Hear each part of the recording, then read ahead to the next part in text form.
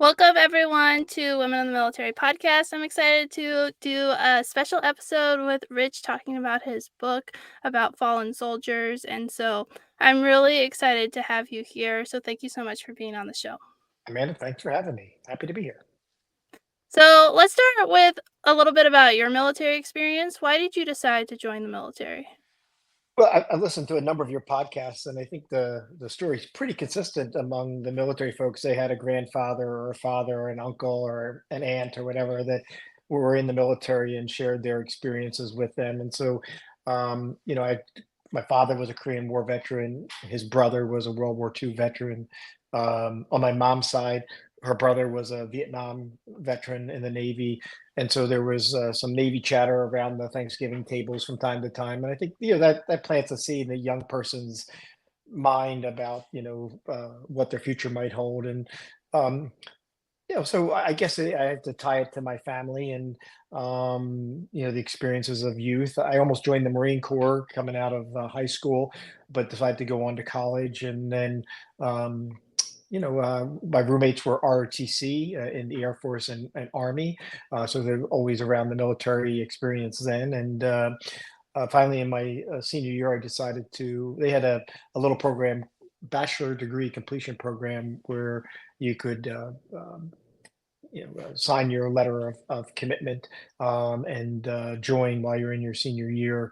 As long as you graduated, then you would go to officer candidate school at some point after that, which I did in August of 1989. Quite a few years now.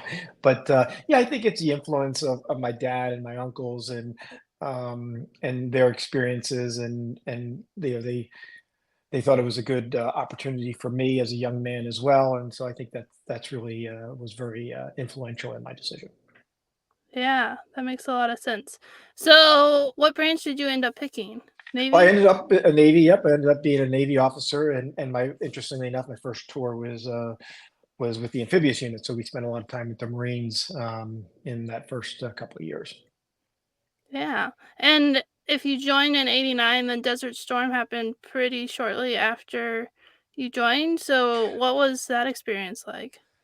Uh, well, I know you're a combat veteran. I think it's hard to describe that. Like, there's an excitement, there's an interest, there's a desire on the positive side. Like, you want to be part of the mission. You didn't, you know, you don't join the military to, process paperwork or something. You're part of that mission. And so having an opportunity to go very early on, I think it was August, we were left for Desert Shield, so shortly after reporting my first command, 60 days or so, 90 days after reporting, because I had to do intel school after I completed my officer candidate school. And so, 60, 90 days later, I was on my way. So it happened kind of quickly. And of course, I think in the back of your mind, you're hoping you come back. You love your family, you love your friends, you love your significant other, and so you're hoping to be able to make it back. But I think there's a desire to be part of the mission, and that's I think that's consistent with probably everybody you speak with. For sure. Yeah. Yeah, that's kind of crazy to go from like OTS and then, training for your career and then you arrive at your first assignment. It's like, okay, we're going to war. You're like, oh, okay. Yeah, This is what I signed up for, but also it's a little nerve-wracking. yeah, absolutely. Yeah, it's hard to describe, right? There's a mix of emotions, and the great advice that I got early on was trust your senior enlisted, right? So they'll get you through it. So I think that was important for me, having a good chief and some good first class petty officers, and you're just kind of sucking it all in at that stage. You're you're uh, you're just a junior officer, and people who are your same age have much more experience with you in the enlisted ranks than you do. So you're just trying to figure your way out and do the best you can. Yeah. So, were there any other highlights from your career that you want to touch on? Oh, I geez, know. I mean, I, I don't know. I think probably one of the most influential experiences of my career, as short as it was, I was 4 years of active, just about 3 years in the reserves. But that experience was, during Desert Shield, being in the Persian Gulf and we had a SEAL detachment on board, and it was before the official commencement of Desert Storm, the United States military operations. But we were in theater, and I remember the SEALs asking for some information. I went down to their little area, and they were preparing. Um, and it was, here I am, just a young guy. You read about these guys, and they were asking me some specific questions on the intelligence side, and I shared with them what I could.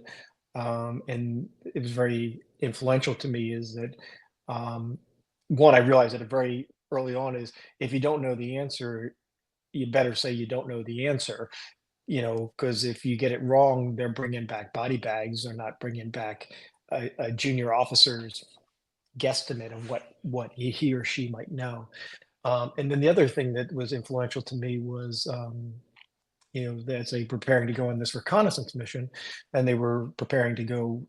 They said they were going swimming, so they were dressing up for the reconnaissance mission. Is that they asked to be brought down to the intelligence secure locker to read the reports that I had referenced in discussing with them, so they dotted their I's and crossed their T's. I think that had a really influential, like, this is not a test. This is not an academic exercise. This is life and death. This is real. And so I think that stuck with me, and about the importance of being part of that mission and doing what you can and understanding your own personal limitations, when you need help and when you need to double check and triple check things, because it does impact outcomes. Yeah. Well, and I think that shows like how important everyone in the military is because I think sometimes you can think, just of the people who are out, shooting the guns and out on the front lines or so to speak, front lines wherever they are, but it's there's so much that goes into everything so those people can be out on the front lines that if they didn't have all the back end support, even, the person processing the paperwork so that they can get paid, they wouldn't be able to do their job. And so every person in the military is key to the success of the mission, even though oftentimes there's a lot of, focus on the war fighter and the person out in the front.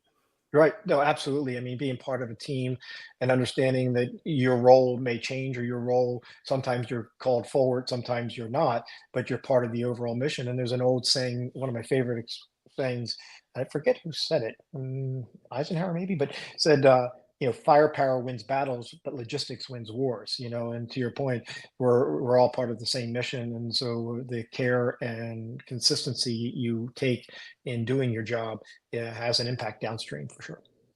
Yeah. So it sounds like it was a pretty short career in the Navy and then you did a few years in the reserve. So what did you do after you transitioned out of the military? Well, I went to business school to get an MBA. I went to Georgetown University and met up with people who had been working for 4 or 5 or 6 or 7 years in the civilian world. So that was a cultural change for me, but also ran into a number of really good guys that were also either continuing with the reserves or transitioned out of the military, which were kindred spirits in that cultural change that occurs. I know you talk about that a lot in your podcast. Yeah, for sure. Yeah, it's a big change and the resources back then were probably even less than the resources I had and I know that the military is continuing to work on it because it's such a big cultural shift and there's so many moving pieces that it's really hard to know what to expect. Well, for sure, and I think there's these wonderful veteran programs that corporations and organizations now have, and they're it's important that they meet us, and understand our culture and where we come from. And it's been a struggle. It was a struggle for me. It was a struggle for my friends, and even ones that did, especially ones that did 20 plus years. It's just it's a cacophony. It's cacophonous. You come out and there's just noise everywhere, and there's people rendering loud opinions about things of which they don't have the rank to say those things. And so there's a lot of quite a cultural shock. And I think it's great, how we've evolved in that. out processing has gotten better, but also organizations are starting to understand our culture a little bit better and the mindset that we bring that first day that we come into the office. For sure. Yeah. So it sounds like you had an interesting career, and then I was doing some research about. I was looking at your website about how your book came to be, and so there's a really interesting story. And then also, I was looking at the research timeline, and COVID kind of messed up part of it. So can you talk a little bit about first, like how um, Never Home, right? I'm like, why am I blanking? Never Home came to be and how it got started. Right. Yeah. No, you got it exactly right. The it was a long process. The official title, the long title is Never Home: Remembering the Military Heroes Who Never Returned. And as you mentioned, it was a 6-year journey. I was hoping it'd be a 3-year journey, but COVID and other things had happened.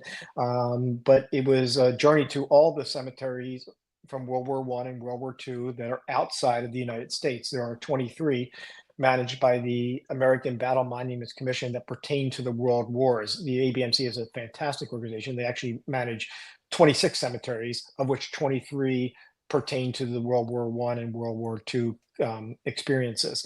So I went and visited all of them. They're located on 3 different continents. In Asia, in the Philippines, in North Africa, and Tunisia, and the rest are in Europe, from England all the way east to Italy. And so look, where does this actually start? That's the question you're asking. Is well, I don't really know, right? You're a veteran. Veterans, I think, eh, we think about, like, we're taught very early on to try to live up to the experiences and the standards set by those who went before us, right? So that cultural experience started very early in our training for all of us, right? So we think of those who went before us and what they did and what they accomplished, and their valor. And then you have that experience in the military, whether it's, in my case, 4 years of active and a few years of reserve, or whether it's a 30-year veteran, or 30-year military career. Afterwards, they're never really far from our minds. Those who are in harm's way, those are still serving today, and so it's part of our culture. But I, after getting out, had other veteran buddies and had other buddies still on active duty, Second Gulf War, in Iraq, uh, uh, in Afghanistan, that were deployed to Afghanistan. So, that experience, they're part of our lives, those friends and family members. And so it's never really far from us. But I would have to probably pinpoint the experience of 2007 in Vancouver, and I note this in my book. Um, I was working in the financial services market after finishing at Georgetown University in my MBA, and I went up to Vancouver for a business trip, and I got into a cab and started to chat with the cab driver on the way to hotel, and turned out that the cab driver, now this was during the Second Gulf War, and the Canadians had a very different view of the need of the Second Gulf War compared to the American perspective. And so I wasn't really certain what kind of conversation I would have. But the guy who was driving the cab turned out to be a Ukrainian World War II veteran, and he was at this stage in his 80s, I suppose. He certainly looked of a certain age, and we began to talk about the experience. And I said, I'm not certain that the American military and the perspective of the American military is that popular right now in Canada. And he said, no, no, I love Americans. I was a Ukrainian soldier in World War II. Wow, okay, this is going to be really interesting. And it turned out to be a pivotal conversation in my life. And he went on to tell me about his experience. In front of him, the Nazi war machine, death, destruction, violence all around him. And then behind him he's really fighting for the Russians, and they were a very cruel and difficult taskmaster.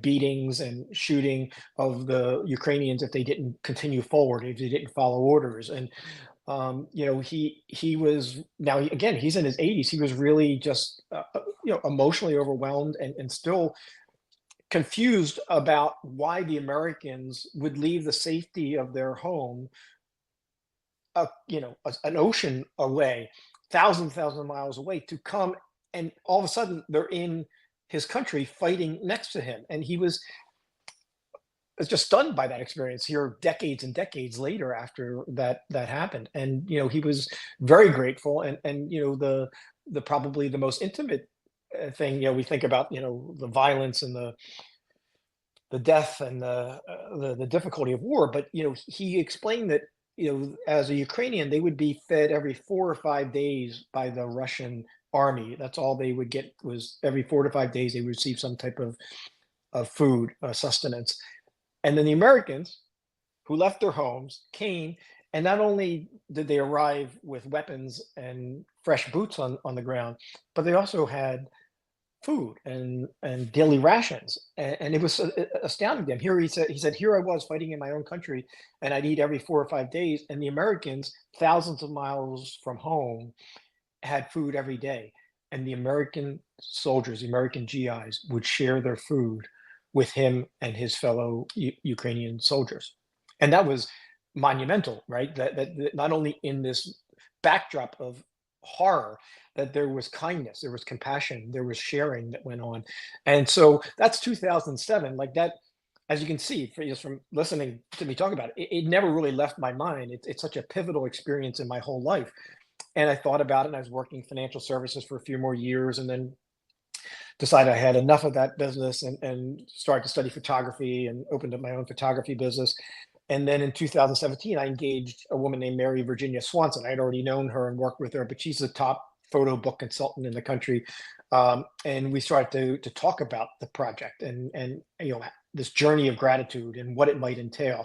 And so we started to conceptualize this. In 2018, I got started.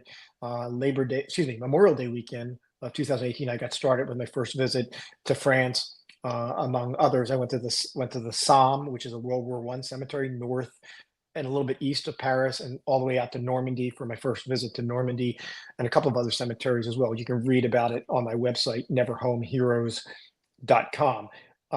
But that's where it all kind of started. There's this influences in your life.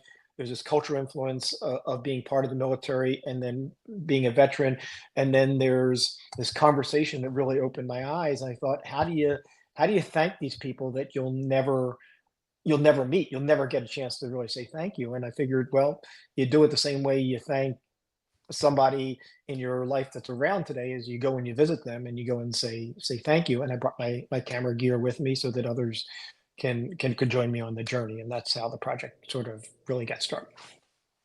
Yeah, that's such a cool story about, like, the history of World War II and just the, impact of America. When I was deployed to Afghanistan, I was at a French FOB, and we had some sort of ceremony, and, I think it was Bastille Day, and the French were talking about how the Americans came in and saved them, and we were like, "Oh, we didn't really," like, I know the history, but, like, I don't think I ever really thought of it in the way of the French, of, like, the Americans came in, they came overseas, they saved us, and, like, they helped push back the Nazis. And I was like, I never really thought, I just thought, oh, we got, bombed at Pearl Harbor, we joined the war, and then we win. But I didn't really see it from their perspective until they did this like huge long thing, and they were like, America was our savior.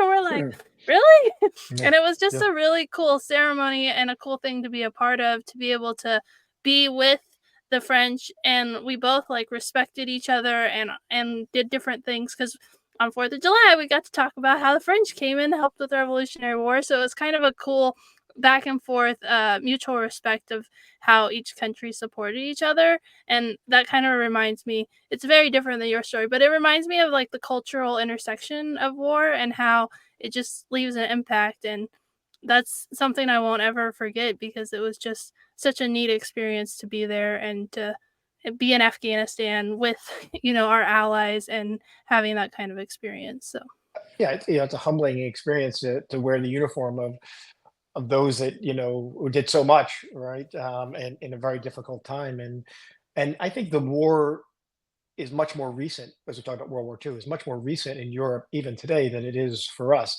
And part of the reason for the book was, one is to honor those, and part of the intended audience and the reason for the book is I thought I started thinking about the younger generation. They've not met World War II veterans or World War One veterans. They've not had a conversation. It wasn't their grandfather; it was a great grandfather that might have served, and so it gets to be just kind of over the horizon for some of the younger folks. They learn numbers, or X million died. 50 million people died in World War II, or whatever that exact number might be, but they don't have that intimate experience with it. So it might as well be, you know, the Middle Ages. It's just beyond the horizon. We don't know how far it goes, and to bring that forward and understand the human toll and the familial toll, how families suffered such great loss during the war was really important to bring that forward. It's much more recent in Europe. They're much more in touch with that World War II experience than I think our younger folks are here. Yeah, for sure. Cause even yeah, even I mean, I didn't really think about it until I went overseas, and then it kind of impacted me, and my neighbor, when growing up, he was a Navy veteran, and he told me his story, and I asked him about his experience in World War II, but he was the only World War II veteran that I knew, and I still think it's funny that I even, like, it kinda shows, like, wanted to join the military, and I thought, "Oh, I didn't even have any military connection," but when I was really little, he made a tape for me out of his story, and it's been really cool that I have that and was able to capture his story and hear his story. So Yeah, yeah, absolutely. It's weird. Like you're a veteran, and I'm a veteran, and it's just. I mean, I think if in most places of the world, certainly in Europe, if they had the experience we had in World War II, it would never be forgotten. You know what I mean? It would be part of why did you join the military? The answer would be is I want to be part of an organization that did what we did in World War II. And yet, when I speak to veterans, and you speak to many more than I do and interview them, that's not the toll the experience. I had an uncle, I had an aunt, I had whatever. But I mean, there's you start to realize, wow, what incredible respect people around the world have for those who served, particularly in World War II. yeah, that is true. Yeah, we're very we have very different perspectives and Yeah. very different cultures. So, well, so I've always heard of people like getting to go to like Normandy is a big one, but what was that experience like to go to all these different cemeteries, to see the fallen, to be able to honor them? What was that experience like? Well, it's added immeasurably to my life, right? The teacher becomes the student, right? I'm going to go do this, and I end up learning more about me, and learning more about the wars and about those who suffered these and families that suffered these great losses during the wars, and so I became the student. I'm not really teaching anything, but I'm sharing the experiences of that. But the book is designed to follow an emotional experience of going to any of these 23 overseas cemeteries, whether you go to Normandy or the Somme, or you go to Netherlands American Cemetery, or Luxembourg, where General George Patton is laid to rest, or North Africa Cemetery in Tunisia, whatever it might be. But generally speaking, when you go to these, um, I feel like people have a positive feeling when they walk in. These words: honor, glory, valor, respect. Because the cemeteries are consistent with that. They are immaculate, right? There are beautifully maintained. The headstones are beautifully maintained. The grounds are almost like a golf course, and the grass is so short, and there's people walking around picking up any piece of trash, and the headstones are washed, and it's just an immaculate and great resting place, and a place of great respect. And so generally, you know, it's like going and visiting your heroes, right? You get a chance, like, I don't know, maybe somebody who loves football or something, and they always want to go to the Hall of Fame, right? Like this is like where glory rests. Like this is where the heroes are. So you generally feel very positive going in there, a great upwelling of pride and honor and respect. Um, and that's reinforced visually by the beauty of these cemeteries. And then typically what happens, and so that's chapter one: beautiful images, great sunlight, great ceremonies, beautiful military uniforms, and remember the psalm. The people in the local town that came down to the ceremony, and there was many, many of them.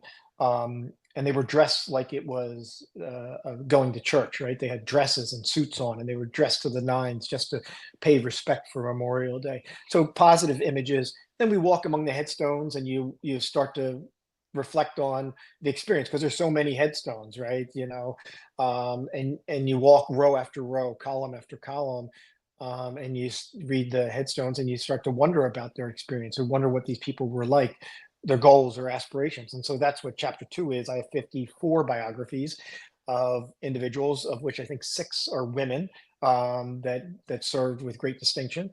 And you wonder what their lives were like. And so chapter 2 is, quote, a walk among the headstones, end quote. That's the title of the chapter.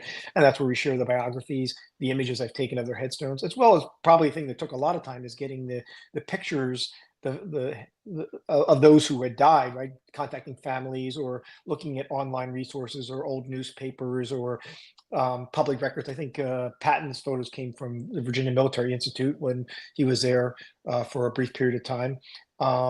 And so gathering images of them. And then, there's a final stage as we're getting prepared to leave and we start to turn towards the exit. I think there's a darkness that overcomes most people. There's a sadness. There's a realization that here they are, certainly with the World War One veterans, over 100 years later, they never got home. Their dreams extinguished, their relationships lost forever, and here they are at rest in a beautiful cemetery, but it's not home, and they'll never make it home. And so there's a darkness, and so the images become progressively darker in the last chapter, and so they become, ice and rain and fog and fallen leaves, and so I try to take take people on the same journey visually, to make you feel that darkness that overcomes most of us during the visit, towards the end of the visit to these cemeteries. So yeah, so that's how I felt going pretty much to everyone. It never really ended, last one I went to was Manila, the furthest away, the largest by number of individuals interred. Of course, for us in the Navy and those in the Marine Corps, it's a sad place because, well, they're all sad places, but it's especially sad because there are over twice as many individuals on the walls of the missing than there are actually interred. And for the Navy and the Marine Corps, those people are lost to beaches or the seas, never to be recovered. And here they are. Not only do they not home, their bodies have never been recovered. And so, but even going to Manila, you're excited to 21 and a half hours, you can't wait to get there and pay your respects. And then you look left and right and up and down, and you walk through there's several images of the walls of the missing, and these giant walls, and you just walk column after column after column. And there's your last name, there's my last name, there's you know uh, people from your hometown or whatever it might be, and there's not there's not a few Shermans. There are, just you just read down the number of Shermans that are there. And I took pictures of a couple of my Navy buddies. So many of the divines, right? There's so many Parisis. Of them that are listed there. It's not just one, and they're all missing, right? So yeah, so it's been a very pivotal experience. It's shaped my life, and it's never really far from my mind. And I keep talking to my wife is like, when can we go back? And she's like, the book is done. We'll tell the story about the book, share the book with people. But I'm sure we'll be back several more times to these cemeteries. Normandy's about 2.5, 3 hours west of Paris, so it takes a bit of an investment, but certainly worth it. And I always like to say among family and friends, look, you can visit some of these and not go to Normandy. Certainly, I would encourage anyone with the opportunity to go to Normandy, but say they're in Paris or they're flying through Paris and they have a long layover. Surin American Cemetery, which is both World War One and World War Two, most of which are folks who have came either served in support roles or came back from the front, and then lost their battle, lost their lives in hospital. Is 20 minutes from the Eiffel Tower. Americans love to go to Florence. They say if you want to meet an American college student, go to Florence because there's so many studying abroad, and it's a short drive or a short Uber ride or whatever their equivalent is over to the Florence American Cemetery, which is a spectacular cemetery, just a few minutes from the major quote tourist attractions of Florence. So there's lots of opportunities to go and visit these overseas. You don't have to fly all the way to Manila or drive 3 hours. But I'll tell you what, if you go to Normandy, um, it's not a singular experience. It's never going to really leave you for sure. Yeah. No, when you were talking about it, it reminded me a lot of going to different cemeteries. My family's participated in Wreaths Across America for a handful of years, and every time we go, it's just so moving. And when you were talking about like reading the headstones and like talking about the people's names, because at Wreaths Across America, when you lay the wreath, you say their name, and we often look at the dates and see what war they were in and if they like survived the war or if they died during the war or what their story was. And so it's been really for me to go with my kids and to be able to experience those type of things and then to talk about my experience in the military has been really just powerful. And so thinking about like going overseas to Europe and just the people who died and never came back to the states and are over there, it just seems like it would just amplify it even more. And so it makes so much sense why it's so moving. And so I would say if someone's listening and they've never been to a military cemetery in the states, they definitely should do that because that's just like it's a little bit easier to get to, and it's still just as moving. Just because the white headstones, the grass, you're like you said, it's just a so interesting and a sacred place to be. And so I think that that's really cool. Yeah, and I think, we fortunately we have this expression, freedom is never free, and never will you feel that more profoundly than when you walk through the Punch Bowl or Arlington or one of the other domestic cemeteries or one of these overseas cemeteries.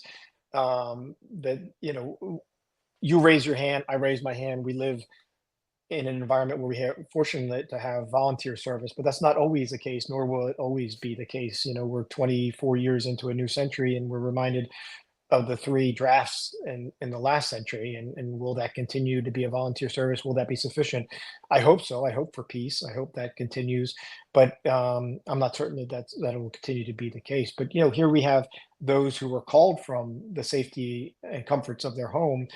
They didn't raise their hands. They were working at the diner, or they were working at the manufacturing plant, or they were working at the college, or whatever it might be, and they were called into service. And so, we hear a lot today about the rights that we have as American citizens. It's all over the news. Oh, my rights, my rights. And I think rights are obviously important. That we have to make sure that our rights are not taken from us. But the other side of that same coin is a responsibility of citizenship. And Medal of Honor recipient Louis Van Schaik, who's in my book, he was a Medal of Honor recipient from the Philippines insurrection, served in an army officer, served in World War I, retired, and when the Japanese took over the Philippines, he was living in the Philippines with his wife. Um, of course, he was arrested and locked up for several years. He ended up surviving his wife and he were separated in different prisons. He ended up surviving, but died just shortly right after being released from prison. I don't know to this be the case. There has been presumptions that it may have been caught some type of disease while in prison. We don't know what, but he died shortly after being released. But he was an instructor at Fort Leavenworth, and one of the quotes in the book, I won't go in, I won't read it word for word, but basically he reminds people that that the bad citizen only speaks about rights, right? But we're incumbent upon us to serve our communities. And it's interesting that he never really says serve the military, right? Obviously, you served, your husband serving, a lot of family has served, but that's one way of serving. But he says or uses the term community, and citizenship has responsibility to service to our community, whether it be a food bank or helping neighbors or whatever. But citizenship does come with responsibilities, and I think that was a really cool thing to learn when I was researching Louis Van Schaik. That quote came out from him, because I think this is a great reminder that we do have a duty, not just rights. They're two sides of the same coin. Yeah. Yeah, that reminds me of there's an organization that my husband's involved with, and everyone's like, "I'm too busy. I have so much going on." And he was like, "No, if it's a priority, you'll volunteer, you'll make the time." And it just reminds me of like not that all veterans are this way or that people who aren't veterans, but many veterans, they have this like idea of service and like volunteering and giving back. And so, like, when someone asks you to do something, you find a way to do it. And I mean, we're all busy. And so it was kind of frustrating when people, well, I'm just so busy. It's like everybody's busy, but if it's important, you'll find a way. And I think giving back to your community, you don't have to join the military. But giving back to your community, it is so important and it is an act of service. And so that makes a lot of sense. Yeah, no, you're absolutely right. I hear from a lot of people about how busy they are, and I don't know anybody who's not busy. But Right. really, what they're saying is that your this project, your this service project, this charitable organization is not a priority for me. That's what they're saying. It's not that they're busy; is that I'm too busy to prioritize this in my life. We only have 24 hours a day. We sleep about 8 hours a day, so with 16 hours. The question is not whether we're busy. The question is how we fill that day, those days. And certainly, certainly nurses that are working long shifts are not going to have that time every day to do it. But it's funny how some people can find a way. A buddy of mine has this great expression. He says, "If you want something done, give it to a busy person." Right? The people are busier, but they're great at prioritization. So it's really a priority issue, not a busy issue. Yeah, that's so true.